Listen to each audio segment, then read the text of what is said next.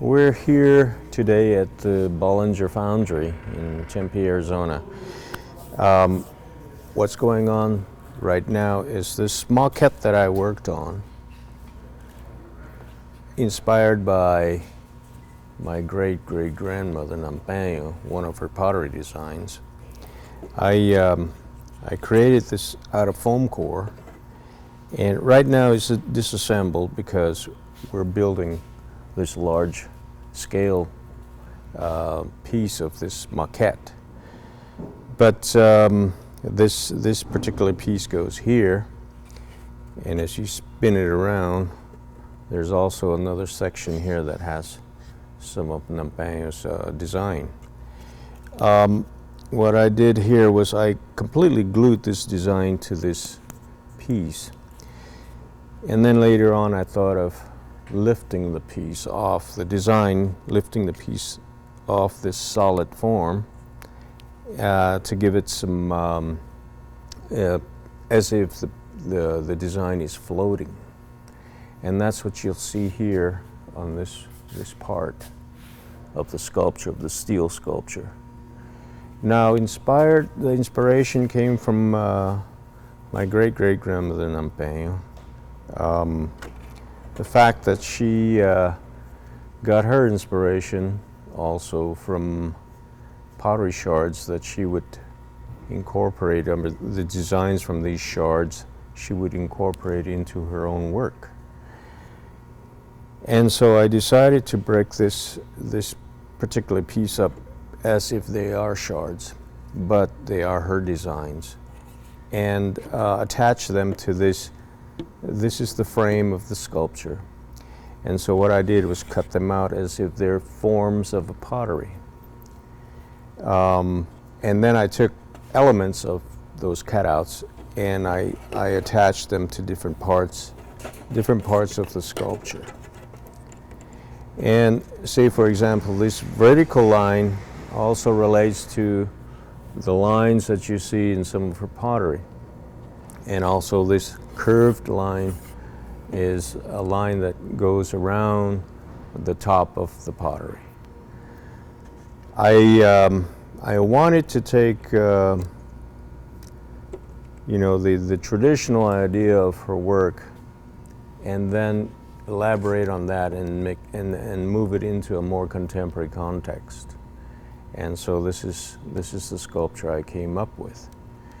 The museum itself, I think, is moving over generations, will be moving in a different direction as well.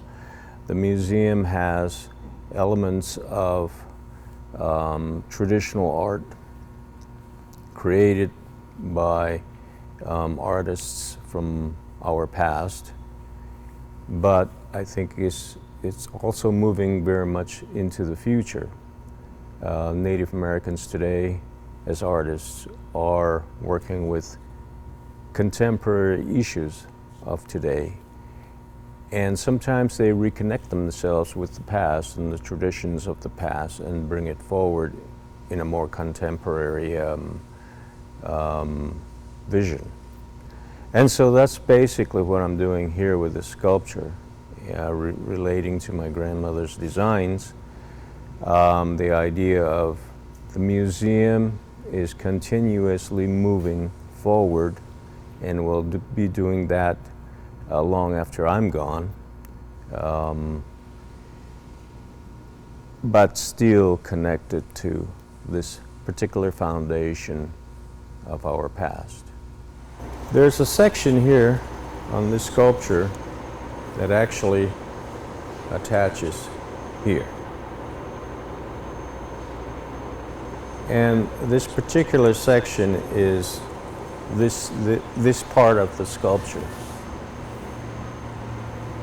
On this foam core, what I did was I attached it directly to the surface.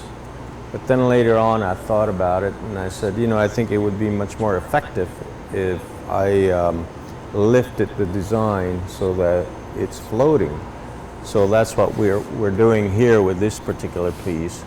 We have about 2.5 inches here, separated from this solid form, and the design is floating. All different parts of this sculpture are in this area. For example, this curved section here is reminiscent of one of the pottery designs where you see this line going around the opening of the top of the pottery. So that's what this represents. I wanted to make the sculpture as if, you know, those forms are all moving around this particular center, which is the structure of the design. And so at the bottom also of this particular maquette, that represents a pot shard, a broken piece of pottery. And that's laying down here on the bottom of the large-scale sculpture. I actually was asked by Betsy Easton to create this particular piece. And she basically left it up to me, whatever I wanted to create. But her idea of a piece would be something that would relate to the future of the museum, but still some sense of connection to traditional aspects of the museum. So that basically is the foundation of the museum, but then at the same time she said, I would like you to create something that would relate to the future of the museum and the direction this museum is going, because it's going to constantly change over time and generations. And also relating to generations of artists who are going to continuously recreate art that maybe they can, you know, some of these artists may look to the past and connect the past to the present, and then at the same time into the future. So this sculpture that I created and was accepted by Betsy and her husband Harry, I think represents just what she was thinking of. And it is a very contemporary piece, still based, you know, the design or the pottery design is based on my great-great-grandmother Namingah, but at the same time I'm, you know, taking it further by abstracting the piece, making it very contemporary, but still somehow connected to the museum in the past, but at the same time projecting to the future. Can we ask what's Go ahead, Ness. So, Dan, is it just coincidental that that overlay it also is representative of, Hopi, could be seen as representative of Hopi jewelry? Did you think about that when you were creating the overlay element, or was it strictly pottery? Well, the overlay element of the sculpture or the design onto this solid form, actually the idea of doing an overlay never occurred to me as part of jewelry, but the reason I thought of that was because of light and shadow as part of design element. But now I'm thinking maybe that could become part of, you know, maybe a couple jewelry pieces. But at the time I was creating this and taking that design away from the solid form and floating it, my initial idea for that was just to get, you know, this is going to be an outdoor sculpture. So the movement of the sun and the shadows it's going to be creating was my initial idea. But now I'm thinking maybe that could be turned into jewelry. What do you think people's reaction is going to be when they see this iconic sculpture stand? I have no idea what the public reaction will be, but again, when Betsy asked me to do this piece, and she wanted me to have an open mind, and she's seen my work in the past, and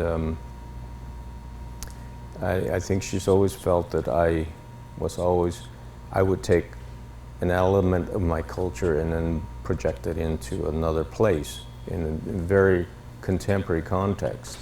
And I think that's what she was looking for. And so when she approached me and asked me if I would do this, I accepted. So I have no idea really what the public reaction will be, but I think through every generation there is going to be some sort of reaction. And it's been like that since the past. And over different generations, every artist has always been questioned. I mean, you can think of all the contemporary artists, or artists that were referred to as contemporary for their time, especially European artists. And but they were always experimenting. And then now they're referred to as traditional artists. But each generation is always moving somewhere else and moving forward. And that's the whole idea and the concept behind this sculpture. And earlier Robert had referenced that your first major exhibition occurred at the Museum of Northern Arizona back in 1777? Can you talk briefly about your history with the museum and as it influenced your development as an artist? My connection with the Museum of Northern Arizona, I think, goes way back. First of all, my great-grandmother used to exhibit there, and then my grandmother used to demonstrate her pottery.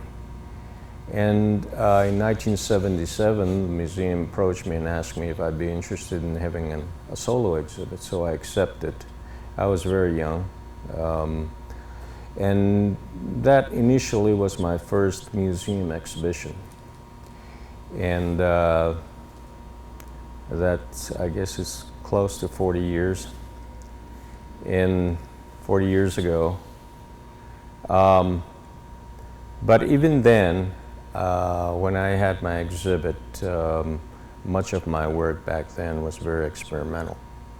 And again, relating to the Hopi culture and the Tewa culture.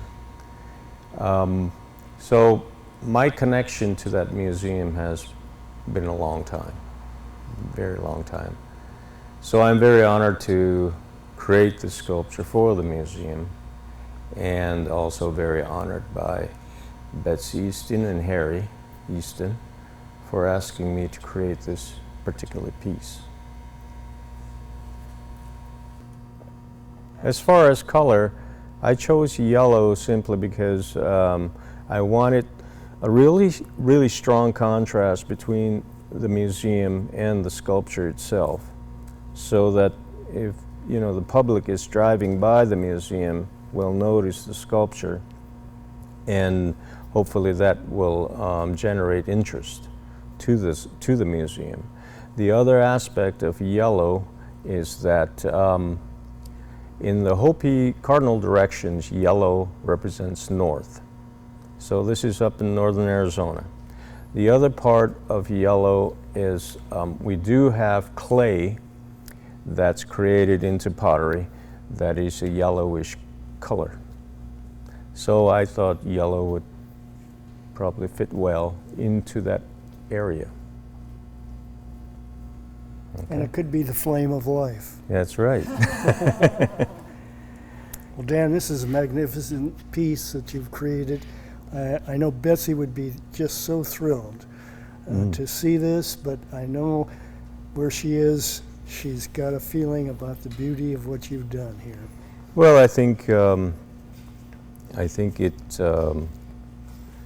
She had what I liked about Betsy was that she allowed me to just create what I wanted because of her past experience with my work, and she always liked what I would do free form, basically, and so it gave me a lot of liberty to really create what I wanted, and I'm so glad that she allowed me to do that, and I think she would be very pleased. Yes, and that's the kind of person she was, that she wanted the individual to express the artistic feeling without hindrance or Right. prototypes or archetypes that would force them into a mold. Yeah, that's what I like about certain people who, when they commission an artist, do what you want, feel free to do what you want, and I'm sure she'll be very pleased if she saw the piece. And we thank you. It thrills me. I just love it. Thank you. Thank you.